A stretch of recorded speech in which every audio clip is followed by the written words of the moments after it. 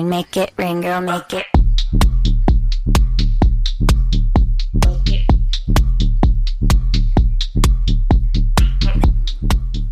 네, 수요일 저녁에는 농구 이야기와 함께합니다. 다양한 농구 이야기를 전하는 주간 농구 시작하겠습니다.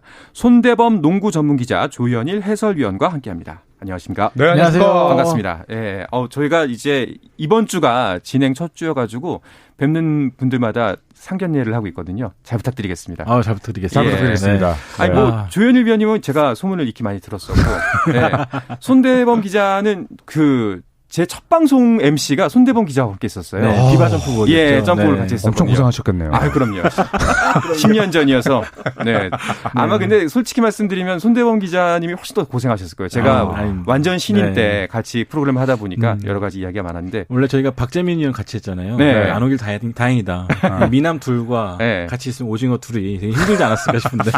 그때 10년 전에도 저를 자꾸 외모로 태클을 거시더라고요. 예. 너무 미남이셔가지고. 알겠습니다. 자, 두 분과의 첫 만남 오늘 첫 시작인데요. 첫 소식부터 정말 좋은 소식이 들려와서 정말 기쁩니다. 이현중 선수가 NBA 도전을 공식 선언했습니다. 네, 미국 데이비슨 대학교에 재학 중인 이현중 선수가 이제 오늘 보이는 SNS 계정을 통해서 NBA 진출을 선언했습니다. 네. 농구 선수로서 장기적인 미래와 다음 단계에 대해서 진지하게 생각해본 결과 프로로 전향해서 6월 NBA 드래프트 참여하기로 결정했다라고 이 본인 입으로 밝혔습니다. 네, 지금 이제 대학교 3학년이잖아요. 네. 보통 대학 농구 3학년 때 프로 진출을 하는 것이 일반적인가요? 요즘은 오히려 이제 1학년 마치고 가는 이제 소위 원앤던이 많고, 네네. 그리고 이제 초특급 유망주들은 사실 대학에 오래 머물러 있지 않으려고 하거든요. 그래서 보통은 1학년 혹은 이제 2학년 때 많이 가고, 3학년이나 4학년 마치고 가는 경우가 이제 오히려 더 줄어들었는데, 이제 아무래도 이제 이현중 선수가 뛰는 이 데이비슨 대학이 또 A10 리그라고 해서 완벽한 메이저는 아니에요. 그래서 미드 메이저 쪽에 좀 속한 컨퍼런스라서 좀 더 이제 이 활약을 할 필요가 있었고, 그래서 이제 이현중 선수는 3학년 마치고 가는 게 적기였고, 주변에서도 다 또 그렇게 평가를 하고 있습니다. 네. 혹시 1년을 좀 빨리 간다라는 것 때문에 불이익 같은 건 없을까요? 네, 일단은 하기만 늦춰질 뿐이고, 네, 오히려 본인 입장에서는 좀 적기에 도전하는 게 아닌가 싶고요. 6월 23일 이제 NBA 드래프트인데, 이 드래프트까지 이제 본인이 열심히 몸 만들어가지고, NBA 30개 구단에게 또 본인을 어필하는 게 제일 중요할 것 같습니다. 아마 농구 팬들이야 너무 잘 아시겠지만, 이현중 선수에 대해서 잘 모르시는 분들도 계실 것 같아요. 활약에 대해서 살짝만 짚어주면 어떨까요? 이현중 선수는 사실 이제 1학년 때부터 외곽 슈터로서 아주 주가를 높였었고, 또 데이비슨 대학 자체가 이제 미국에서 엄청난 농구 명문 대학은 아니지만 또 골든스테이트 워리어스 뛰고 있는 스테픈 커리, 스테픈 커리의 또 모교로서 이미 이제 진학을 할 때부터 많은 관심을 모았죠. 그리고 이제 2학년 때는 또 카터 콜린스나 또 캘런 그레이디 같은 이런 뛰어난 선수들과 함께하면서 서서히 존재감을 내비쳤고, 그다음에 지난 시즌 이제 3학년 때는 팀에서 이제 완전한 에이스 역할을 맡았거든요. 그러면서 이제 사실 한국 농구 출신 선수가 NCAA 뛰는 경우가 거의 없었는데 한 팀 에이스로까지 성장을 하면서 결국 NBA 드래프트까지 신청을 하게 됐습니다. 굉장히 크게 기대가 되네요. 여담입니다만 스테픈 커리가 선배라고 좀 끌어주고 이런 건 없겠죠? 개인적으로 만남이 아직까지 없었다고 해요. 내심이 이제 커리의 후배라는 그 타이틀이 있기 때문에 그래도 그게 작용을 하나 보네요. 있는 것 같아요. 또 최고의 슈터이기도 하고요. 약간 그렇네요. 약간 계열이 비슷하니까. 그렇게 하면 이제 NBA 진출을 선언을 했는데 이 과정은 어떻게 진행이 되나요? 네, 일단 6월 23일 드래프트를 앞두고 가장 중요한 행사 중 하나가 이제 드래프트 컴바인이라고 해서 각 선수 드래프트 신인 선수들의 이제 신체 능력을 테스트하는 행사가 있습니다. 이게 5월 16일에 열리거든요. 근데 여기에 이제 아무나 갈 수가 없어요. 약 96명 정도가 초청을 받는데 여기에 초청받는 게 가장 중요합니다. 이현중 선수가 아직 초청 여부 확인할 수가 없는데 여기에 초청받아서 본인의 모습을 보여주는 게 제일 중요한 관건일 것 같습니다. 그러면 이게 사실 내가 진출을 선언했지만 여기 드래프트 콤바인에 초청이 될지 안 될지는 아직 미지수인데 두 분께서 보시기에는 가능성을 어느 정도로 보시나요? 일단 저는 이제 이현중 선수가 이제 같이 하게 될 에이전트가 굉장히 유명한 에이전트라고 들었어요. 아무래도 그런 거물이 붙었다는 것은 이제 이현중 선수가 그만큼 가능성이 있기 때문에 붙은 것이 아닌가 싶거든요. 승산이 없는 게임이 아니다. 아직까지 에이전시가 공개되진 않았지만 충분히 승산이 있기 때문에 붙었기 때문에 저는 초청받지 않을까 조심스럽게 예상해 봅니다. 그렇군요. 아무래도 이제 가장 궁금한 거는 지명 가능성이지 않을까 싶어요. 어느 팀에 몇 순위로 갈지. 두 분의 예상은 어떨까요? 사실 이현중 선수를 굉장히 높이 보는 스카우트나 대학농구 전문가도 있습니다. 샘 베시니 같은 분들은 뭐 1라운드 후순위에도 지명될 것이다. 사실 그렇게 되면 진짜 대단한 거잖아요. 역사에 정말 엄청난 경사가 되는 건데 사실 좀 1라운드는 무리일 것 같고 2라운드 후반 정도가 되지 않을까 싶은데 아쉽게도 이제 이번에는 60위까지가 아니라 이제 58개, 58순위밖에 안 돼요. 그 부분이 좀 아쉽긴 합니다만 저는 이현중 선수가 2라운드 후순위 정도는 충분히 되지 않을까 생각합니다. 손대범 기자는? 저도 마찬가지로 2라운드 후순위, 그러니까 40위에서 한 50위 사이에 지명되지 않을까 싶고 40에서 50위 사이. 기왕 지명될 거면 늘 말하지만 직항이 있는 곳으로 갔으면 좋겠습니다. 취재가 편하니까. 그렇다면은 혹시 그 좀 물망에 오르는 팀들이 있나요? 아직까지는 사실 섣불리 예상할 수는 없을 것 같습니다. 이제 선수들, 구단들도 신인에 대한 정보를 수집하는 단계이기 때문에 아직까지는 뭐 누굴 딱 지명할 것이다라고 볼 수가 없고요. 일단 1라운드 예상이 좀 끝나야지만 2라운드 저희 이현중 선수에 대한 또 향방도 가려지지 않을까 싶습니다.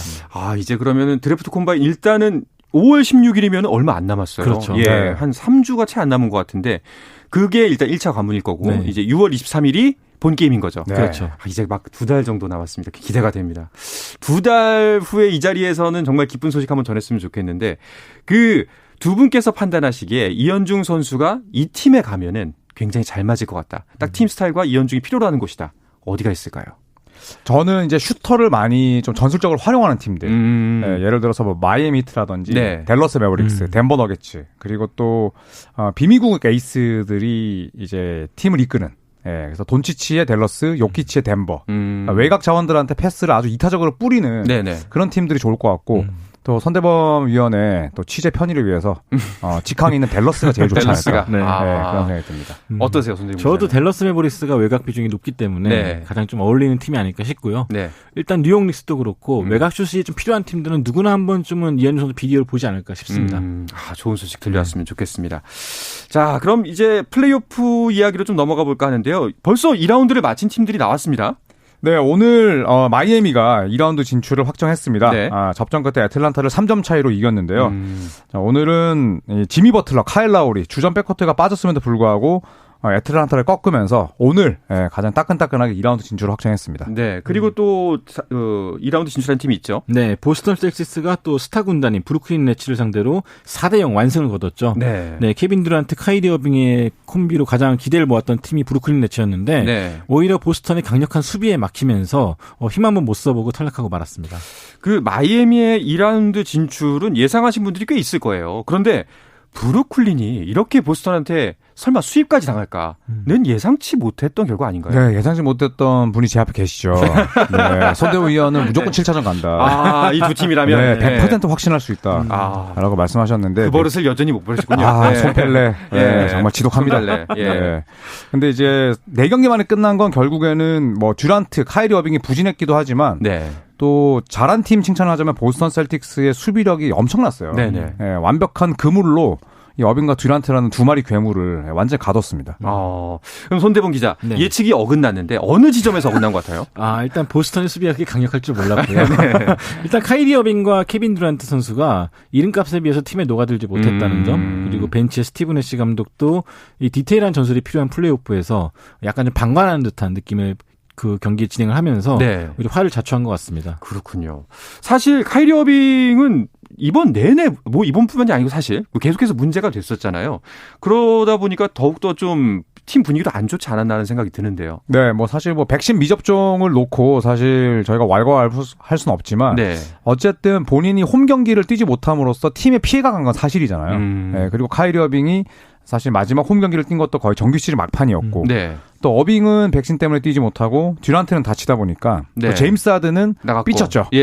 결국 트레이드가 됐고 또 스티븐 애쉬 감독은 별다른 영향력을 발휘하지 못했는데 뭐 브루클린이 실패한 여러 가지 이유가 있지만 저는 개인적으로는 카이리 어빙의 좀 독단적인 그런 결정들이 제일 크다고 생각을 합니다.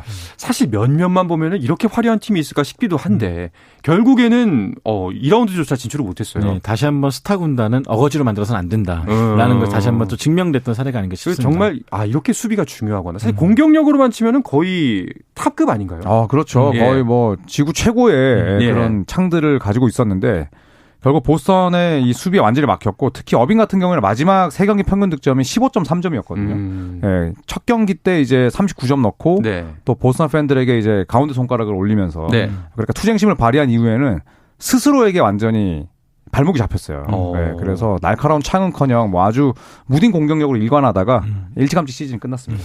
그래서 이번 시즌은 이렇게 브루클린은 끝났는데 그랬는데도 어빙은 오늘 그 나온 기사를 보니까 잔류를 희망하는 것 같더라고요. 이거는 팬들 입장에서는 좀 서운한 소식이 아닌가.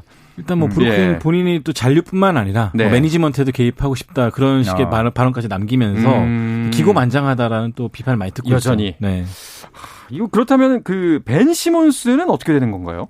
벤 시몬스가 이제 이 허리 통증 때문에 결국 트레이드 되고 나서 한 번도 못 뛰었거든요. 예, 그리고 또 아까도 말씀드렸지만 제임스 하든을 내보내는 대가로 받아온 최대 자산인데 결국 브루클린이 아예 활용도 못했습니다. 그래서 두 가지가 있었는데 첫 번째는 멘탈 문제, 그다음에 두 번째는 이제 허리 통증 때문이었는데 결국 이번 시즌 뛰지 못했고 브루클린 네츠의 구단 분위기도 좀 실망감과 피로감이 있었다고 해요. 그래서 일단 벤 시몬스가 뭐 가장 먼저 선행돼야 될 건 경기를 뛸 수 있는 준비, 육체적이든 정신적이든 그런 좀 준비가 필요하지 않을까 싶습니다. 그러게요. 이번에 사실 면면은 화려하지만 결국 내실 쪽에서 보면은 참 뒤숭숭한 시즌이 아니었나 싶습니다.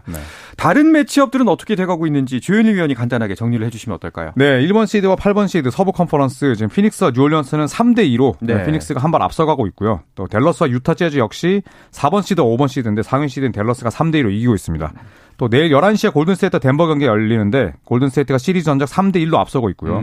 또 오늘 이 멤피스가 미네소타를 천신만고 끝에 꺾으면서 시리즈 전적 3대2로 앞서가고 있습니다. 자, 동부에서는 마이애미와 보스턴이 2라운드 진출을 했고 필라델피아, 토론토 이 시리즈는 필라델피아가 3대0으로 앞서다가 두 게임을 내줬고요. 미러키와 시카고는 내일 경기가 열리게 되는데 미러키 벅스가 시리즈 전적 3대1로 앞서 있습니다. 네. 자, 이 중에서 그 가장 이렇게 재밌게 흘러가나 싶은 매치업은 어딘가요? 네, 저는 서부 2위 멤피스와 서부 7위 미네소타 간의 시리즈가 아닌가 싶은데요. 이 두 팀이 리그에서 가장 젊은 축에 속하고 또 평균 득점도 1, 2위 팀들이 맞붙었거든요. 네, 그 기록에 걸맞게 매 경기마다 이 화끈한 화력을 발휘하면서 이 접전을 펼치고 있습니다. 현재 멤피스가 3승 2패로 앞서고 있는데 오늘 3승째를 거두는 장면도 굉장히 극적이었죠. 이 자모란트의 결승골로 아주 극적인 승리를 거뒀습니다. 네, 알겠습니다.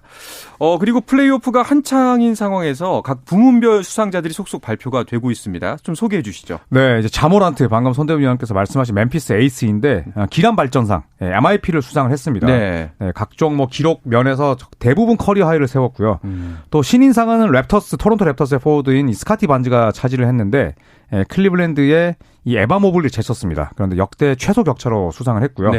또 올해 수비수에는 이 보스턴 셀틱스의 주전 가드인 마커스 스마트가 받았습니다. 네, 이 수비상을 가드가 받는다는 거는 좀 이례적인 일 아닌가요? 그렇죠. 최근에 뭐 루디 고베어라든지 아테토쿤보 같이 좀 장신 선수들이 많이 각광을 받는 추세였는데 스마트 같은 가드가 받은 게 이제 겨우 세 번째일 정도로 NBA 역사에서도 굉장히 드문 일입니다. 그만큼 스마트가 이 수비에 선신적인 역할을 많이 했고 또 덕분에 보스턴이 상승세를 탔기 때문에 이 수상자로 뽑힌 것 같습니다. 아직 MVP는 발표가 안 됐고 그 남은 부분은 어떤 부분들이 남아 있나요? 네, 이제 이 베스트 5라고 할 수 있는 뭐 올 NBA 이 퍼스트 팀, 세컨드 팀, 서드 팀, 또 수비팀, 그리고 올해 감독상, 또 MVP가 남아 있는데 뭐 사실상 MVP는 덴버 너겟츠의 니콜라 요키치가 받을 것으로 보이고 가장 이제 관심을 모으는 건 역시나 이제 소위 말하는 그 선수들 줄 세우기 할 때 가장 많이 보는 올 NBA 퍼스트 팀, 베스트 5가 누가 될지 궁금합니다. 네, 알겠습니다. 자, 우리 KBL 프로농구도 포스트 시즌이 한창입니다. 오늘도 4강 플레이오프 경기가 이어지고 있는데요. 이 이야기는 잠시 쉬었다가 와서 자세하게 나눠보겠습니다. 화이팅! 화이팅! 우리 화이팅! 우리 화이팅! 짜릿함이 살아있는 시간. 한상원의 스포츠. 자, 수요일 저녁 농구 이야기 주간 농구 듣고 계십니다. 손대범 농구 전문 기자 조현일 해설위원과 함께하고 있습니다. 자, 이제 KBL 플레이오프 이야기도 해볼까 하는데요. 지금 경기가 막바지로 치닫고 있습니다. 1분여가 채 남지 않았고요. KGC가 2점 차로 앞서고 있어요. 예, 그 이대로 KGC가 이기면은 이 시리즈는 끝나는 거죠. 네, 1차전을 KGC가 내줬는데 지금 2차전, 3차전 이기고 지금 4차전도 50여 초 남은 가운데서 리드하고 있는데 만약에 오늘 이긴다면 3승 1패로 또 챔피언 결정전에 2년 연속으로 진출하게 됩니다. 네. 자꾸 이런 얘기해서 죄송한데 네, 역시나 KT가 이길 거라고 그리고 이제 SK가 우승이라고 이제 손대범 기자가 예측을 했다면서요. 네. 근데 또 이렇게 되고 있습니다. 역시나 공이 둥글다. 스포츠는 모르겠다. 제가 10년 전에 손대범 기자 처음 만났을 때 별명이 그 농구 학자였어요. 네. 지금쯤이면 농구 교수쯤 돼야 되는데 어떻게 학문이 퇴보한 것 같습니다. 배움이라는 것은 끝이 없습니다. 네. 알겠습니다. 근데 손대범 기자가 그렇게 예측을 했다는 거는 결국에는 4강에서 이렇게 선전할 줄 몰랐다는 거 아니에요? 이변이란 얘기죠. 왜냐하면 KGC가 사실 스펠만도 빠져 있고 네. 또 변준영 선수도 뛰고 있지만 100% 몸 상태가 아니었습니다.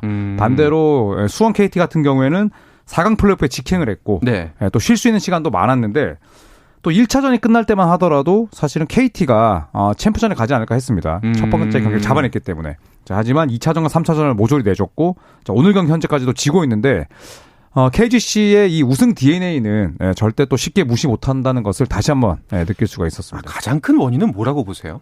일단은 KT 같은 경우는 KGC 인상공사의 슈터인 전성현 선수 제어에 좀 실패한 것 같습니다. 일단 전성현 선수가 클러치 타임 때 족족 넣어주다 보니까 KT가 전체적으로 좀 흔들리고 있고요. 네. 또 기싸움에서도 역시나 KGC의 강력한 수비에 좀 밀리다 보니까 해법을 내놓지 못한 게 가장 큰 아쉬움 같습니다. 사실 먼저 승리를 쟁취한 팀이 이제 전체 스코어에서 밀리는 게 좀 그 드문 일인데 KGC의 저력이 있긴 있나 봐요. 아, 그렇죠. 사실 지난 시즌 같은 경우에는 제라드 설린저라는 엄청난 선수가 있었기 때문에 퍼펙트 10, 10연승으로 우승을 달성했지만 사실 올 시즌에 스펠먼도 제대로 뛰지 못했고 지난 시즌만큼의 전력은 아니었거든요. 그리고 또 주축 선수들도 나이를 한 살 더 먹었고. 자, 하지만 변준영, 또 전성현, 그리고 또 때로는 조은우 선수까지 이 젊은 선수들이 한 단계 도약을 하면서 플레이오프에서 역시 KGC를 만나는 건 아주 껄끄럽다라는 걸 다시 한번 보여줬습니다. 지금 이제 스튜디오 한편에서는 그 경기 중계 화면이 나오고 있는데 채 30초가 남지 않았어요. 지금 현재 2점 차로 KGC가 앞서고 있고 오늘 방송을 마치기 전에 결착이 날 것 같습니다. 예. 그런데 KT를 보면은 다음 시즌에 허운 선수가 이제 상무로 입대를 하잖아요. 네. 그러다 보니까 그 커다란 전력이 빠지는 건데 다음 시즌도 좀 기대하기가 어려울 것 같습니다. 그렇죠. 이제 허운 선수가 5월 16일에 입대를 하게 됩니다. 네. 이렇게 되면 팀의 가장 큰 중요한 선수, MVP를 받았던 선수가 빠지기 때문에 사실 올 시즌의 우승이 가장 적기인데 그런 면에서 봤을 때 2위까지 하고도 이렇게 리버스 스윕 위기에 몰렸다는 건 좀 아쉬운 부분이죠. 네. 그 상무 이야기가 나와서 말인데요. 이번에 상무에 선발된 선수들을 보니까 상무 전력이 대단하겠던데요. 네, 이대로 KBL 나와도 쉽게 꼴찌는 안 하겠다 싶을 정도로 굉장히 좋은 선수들이 많이 나갑니다. 이번에 허운 선수, 김낙현, 송교창, 박정현, 박준영 등 최근 드래프트에서 상위권에 지명됐던 선수들이 다 같이 가거든요. 네, 그만큼 앞으로 아마추어 무대가 상당히 재밌어질 것 같습니다. 이 경기가 좀 길어지고 이렇게 할수록 팬들은 즐겁지만 우리 팬들 못지않게 즐거운 또 한 팀이 있는 것 같아요. 네. SK가 아마 뒤에서 싸워라 하면서 이제 되게 재밌게 바라보고 있을 것 같거든요. 그렇죠. 네. SK 같은 경우는 사실 고양 오리온을 또 3대 0으로 손쉽게 이기기도 했었고 사실 3차전을 먼저 끝냈고 또 이 경기가 5차전까지 가지 않는다 하더라도 매 경기 피로도가 아주 컸기 때문에 네, 사실 SK 입장에서는 또 쾌재를 부르고 있는데 반대로 또 SK가 나머지 9개 팀 가운데 또 가장 약했던 팀이 KGC거든요. 그렇다면서요. 네, 그렇기 때문에 지금 SK도 즐겁게 바라보지만 또 마음 한켠에는 적당한 긴장감도 있을 것 같아요. 그렇다면 SK가 제일 바라는 그림은 이번 경기에서 지금 KT가 이기면서 풀스코어로 가고 KT가 올라오는 것. 그렇죠. 시겠네요. 네. 그래도 여전히 가장 강력한 우승 후보는 SK가 아닐까 싶기도 해요. 네, 저는 좀 사실 이번 시리즈를 보면 생각이 좀 바뀌었는데 네. KGC가 만약에 올라간다. 네. 이거 어떻게 될지 모르겠습니다. 어떻게 될지 예측을 안 한다는 거는 지금 한 발을 빼시는 거 아닙니까? 이게 자꾸 저를 흔들리는 게 이 스펠맨 선수가 이제 부상으로 못 나온다고 했었거든요. 근데 오늘 또 기사에 보니까 나온대요. 그러면 저도 같이 바꿔줘야 되지 않을까. 그냥 그러시지 말고 여기서 딱 그 못을 박으시죠. 두 분께서 자 어느 팀이 올라갔을 경우 만약에 KGC가 올라갔을 경우 어디가 이긴다? SK 우승 아니면 KGC다 KT 우승? 네, 저는 KGC의 우승으로. 네. 다시 선회. 네. 원래대로. 네. 원래대로. 나의 본심은 그랬다. 네. 전 시즌 초반부터 그랬습니다. 이러면 이제 헷갈리는 청취자분들이 분명히 계실 텐데. 그러니까요. 그걸 노리신 것 같아요. 지금 20초를 남기고 자 다이어트까지 들어가면서 동점이 됐습니다. 네, 79대 79네요. 손대범 기자 진짜 손패대라는 별명 맞는 거 아니에요? 아니, 저는 외국 선수 컨디션이 굉장히 중요하다고 생각하기 때문에. 이러다 KT가 이길 것 같은데요? 네, 그리고 외국인 선수만 이렇게 바라보는 저 단순한 예상은 좀 지양해야 된다고 생각합니다. 네. 알겠습니다. 다른 얘기도 좀 이어가 볼게요. 지난주에 강희슬 선수가 미국 여자농구 WNBA 진출에 도전한다는 소식 전해주셨는데 시범 경기 지금 소화하고 있죠. 네, WNBA 워싱턴 미스틱스에 입단한 강희들 선수인데요. 네. 최근에 있었던 애틀란타와의 시범 경기에 출전했습니다. 그래서 3점슛 2개와 함께 8득점. 데뷔전 치고는 나쁘지 않은 좋은 경기를 치렀습니다. 그렇군요.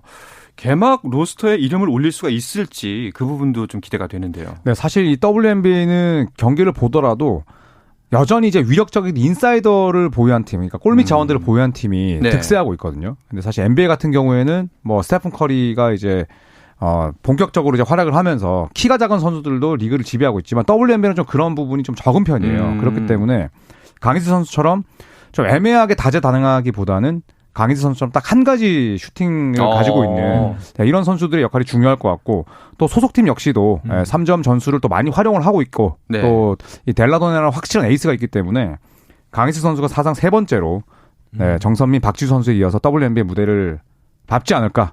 또 밟았으면 좋겠습니다. 네. 네. 어떻게 보세요, 손민정 기자는? 네, 저도 밟았으면 좋겠습니다. 그 마음이야. 네.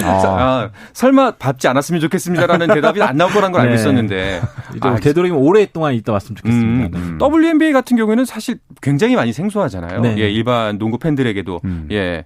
그러다 보니까 어떤 활약이 있을지 좀 걱정이 되기도 하는데 어떤 팀에서 뛰었으면 좋겠다. 아니면 뭐 이제 이런 걸 만들어갔으면 좋겠다라는 부분이 있을까요? 네, 워싱턴 미스틱스에서 좀 저는 슈터로서 본인의 자리 확고하게 했으면 좋겠고요. 네. 최근에 또 이 마치다 루이라는 일본의 국가대표 선수도 입단을 했거든요. 네네. 그 아시아의 두 선수가 선의의 경쟁을 펼치면서 또 발전을 시켜나갔으면 좋겠습니다. 그 박지수 선수도 함께 미국 무대에서 뛰면 좋을 텐데 이번에는 미국으로 가지 않는다라는 이야기도 나왔어요. 네, 최근에 박지수 선수가 굉장히 또 험난한 스케줄을 소화했거든요. 네. 지난해 올림픽, 또 WNBA 갔다가 또 WKBL 소화하고 이 과정에서 누적된 필요가 많기 때문에 그렇죠. 아마 올해는 좀 쉬어가지 않을까 생각합니다. 알겠습니다. 다시 플레이오프 경기로 와서요. 지금 현재 동점 상황입니다. 79대 79. 만약에 이제 약간 경우를 나눠서 한번 이야기를 나눠보면 좋을 것 같아요. SK를 상대로 이기려면 KGC가 됐든 KT가 됐든 이거를 해야 된다. 어떻게 바라보시나요?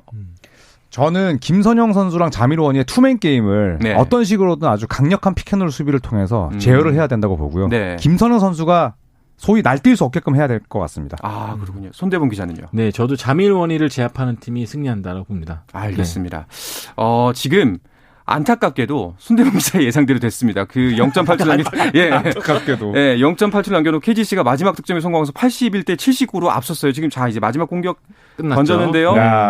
들어가지 않습니다. 이렇게 해서 결국 플레이오프 결승전에는 KGC 인삼공사가 진출을 하게 됐네요. 네. 예. 어떤가요? 좀 뿌듯한 마음이 드시나요? 예상이 적중했네요. 예. 맨 처음 시즌 처음에 마음 먹었던 그대로 이루어졌다. 이런 생각이신 건가요? 네. 이런 손대범 기자를 곁에서 지켜보는 조현일 위원은 어떠신가요? 하루 이틀이 아니라서 그러려니 합니다. 알겠습니다. 자, 이 이야기를 끝으로 주간 농구 마치도록 해야 될 것 같습니다. 근데 정말 두 분이랑 농구 하니까 너무 즐겁습니다. 네. 두 분도 잘 부탁드리겠습니다. 어떻게 괜찮으셨나 모르겠네요. 네, 즐거웠습니다. 알겠습니다. 자, 오늘 이 시간 손대범 농구 전문 기자 조현일 해설위원과 함께했습니다. 두 분 고맙습니다. 감사합니다.